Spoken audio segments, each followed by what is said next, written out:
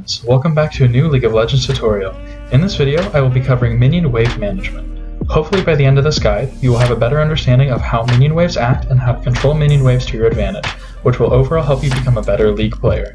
In this video, we will be covering freezing, slow pushing, and shoving minion waves. Let's start with the latter. Shoving, which is also known as fast pushing, is when you kill minions as quickly as possible in order to move your wave to the opposite side of the lane. Shoving is a mechanic most useful to mid laners, and is used most often by them to shove and roam.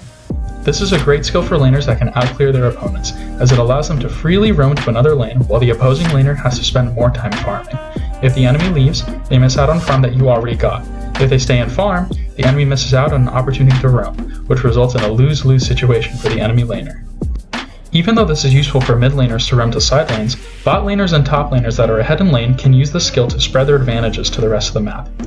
The best way to beat someone who continuously shoves is by asking your jungler for a gank, since the enemy will be farther away from their own tower, or by trying to freeze the wave, which I will explain later. Shoving is good in other instances, like when your opponent has left lane, you have killed your opponent, or when you're looking to destroy the enemy or enemy tower. After shoving the wave, it is usually best to recall or roam, as staying near a shoved wave leaves you vulnerable to a gank. When you are shoving to recall, try and shove on the wave prior to a wave that has a cannon minion in it, as cannon minions make it difficult for the enemy to shove the wave back to you. Or, if you are greedy like me, you can use a shoved wave to deal damage to the enemy tower. This is an unsafe play for me because it gives my opponent an opportunity to kill me from my bad positioning or from my lack of health and mana resources. Luckily, I wasn't ganked, and Camille doesn't have enough damage to finish me off. Next, let's talk about freezing. Freezing is a wave mechanic most useful to top laners, as a wave frozen near your tower means you can pressure the enemy while farming, or sets up your lane for a gank from your own jungler. By making the minions target me, they stay where they are instead of moving under my tower. Then, when my wave arrives, I can step back to start the freeze. Now the minion wave is right where I want it, but making it stay there is a little more complicated. The closer the freeze is to my tower, the greater number of enemy minions I need to stay alive in order for my freeze to not break. If there are too many enemy minions, I will have to tank the minions for a lot of my health, or let it go under my tower. If there aren't enough enemy minions, the wave will slowly push back to the enemy. While freezing the wave, try and leave as many caster minions as possible, while very slowly killing the rest of the minions. The golden number to set up a freeze is by trying to leave 4 enemy caster minions alive.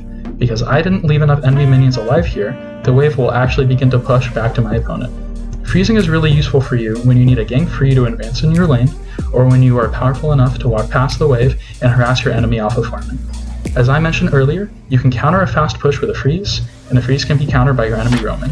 The reason freezing isn't great in mid is because your opponent will want to roam already. Here's an example of how freezing a wave got me an advantage in my lane and easily sets up my jungler and I for success. This brings us to our third and final topic, slow pushing. Slow pushing is the best way for you to try and kill your opponent or enemy tower, as having a bigger wave than your opponent means your minions will deal more damage to the enemy and enemy tower.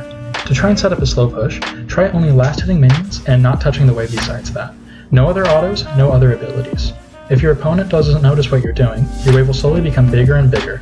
Then you can use this massive minion wave you have developed to try and fight the enemy in it or to shove it under tower. Don't underestimate minion damage, as this technique will help you win a lot more trades. You can then use your wave to hit the tower or to set up a dive with your jungler. Slow pushing is essential to good gameplay, as it even affects the late game.